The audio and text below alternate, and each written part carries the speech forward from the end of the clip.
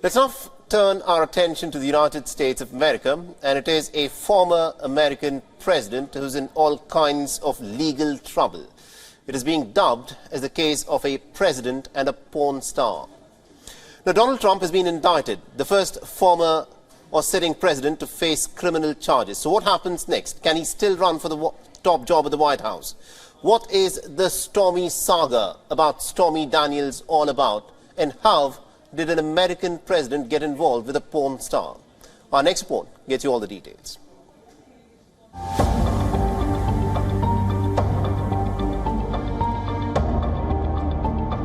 Unprecedented in the history of the United States of America. For the first time, a former president is facing criminal charges. A storm is brewing, shaking the very foundation of the world's oldest democracy. At the heart of it is Donald John Trump, the 45th president of the US. The story goes back to a stormy affair in July 2006. Trump, who was a reality television star, met a porn film star, Stormy Daniels, at a celebrity golf tournament in Lake Tahoe. The grand jury indictment follows months of hearing of evidence about an alleged payment of $130,000 to the actress in the waning days of the 2016 campaign. Trump has repeatedly denied any wrongdoing. Trump's attorney at the time, Michael Cohen, allegedly made the payment to buy Daniels' silence. It is further stated that Trump was president when he reimbursed Cohen with monthly checks of $35,000 from his personal account. The case is once again widening the deep political chasm in American society. It's a Democrats-run state, so what you can expect, it's a witch hunt. This is the beginning of something that will really bring down a very, very bad person. It's not going to stop here. We've got to continue fighting for Trump because they're going to continue going after Trump. It was just a matter of time. You can only lie so much. At some point it will catch up with you. Interestingly, the US Constitution does not prohibit a convict from becoming the country's president, at least technically. Mind-boggling as it may sound, a convicted person can even function as president from inside the prison.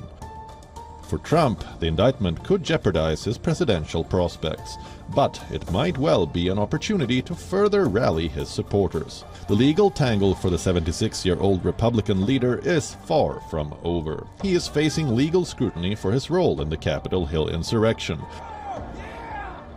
and also the mishandling of classified documents.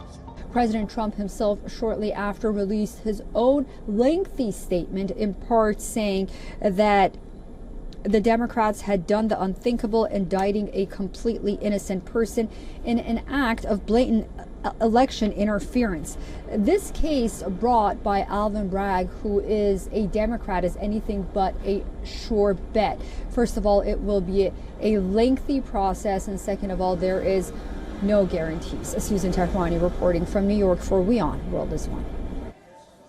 All right, now joining us on our broadcast is our correspondent Susan Tehrani, who's joining us live from New York. And we're also joined by Democrat strategist Crystal Knight, and she is also joining us in the broadcast. Susan, let me in fact begin by asking you this question. Now, Donald Trump has become the first ever former president of the United States of America to in fact be indicted in the case of Stormy Daniels.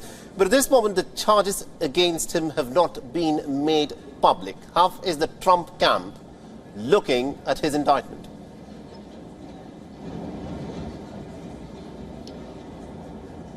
Yeah, it's customary for judges here in New York to keep these charges sealed until the defendant has his or her first court appearance.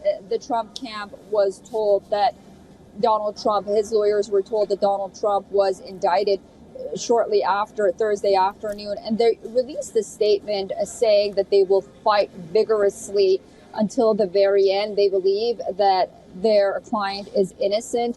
Donald Trump himself released a lengthy statement calling this election interference, saying that it's in line with those impeachments and it's a witch hunt.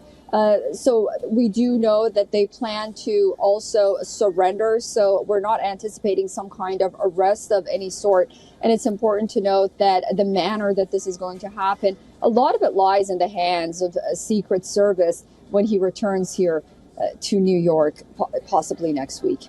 Absolutely indeed. Now, do continue to stay on with this, Susan. Let me, in fact, bring Crystal Knight into this. Now, Ms. Knight, this is something that the Trump camp says is nothing more than political witch hunt. They say there is absolutely no merit in the case. Donald Trump, in fact, goes on to state that he is actually a victim of extortion. You know, how is all this playing out on the minds of the American public? Because Donald Trump could well be in the running for the 2024 presidential campaign. Well, I mean, I think it's interesting that Donald Trump calls this extortion when, you know, Michael Cohen has already stated that he was directed by Donald Trump to pay off Stormy Daniels. I think, you know, your question about him running for office, unfortunately, this does not interfere with him running for office. We will see if this indictment actually strengthens or hurts his case as he makes this plea before the American public that he deserves another shot at, you know, running or being the president of the United States. But ultimately, it's not a good look for him. And that's the big thing here. I think your reporter just stated that this will likely be a lengthy legal battle. I don't expect this to be solved before the 2024 elections. But considering that there's another case that's happening in Georgia right now about his attempt to overturn the election, that likely has bigger sticking power and will likely be harder for him to beat than this particular case. All right, very interesting. We seem to have run out of time. Thank you very much indeed to Susan Tehrani and also to Crystal Knight for joining us and getting us all those insights there. WION is now available in your country. Download the app now and get all the news on the move.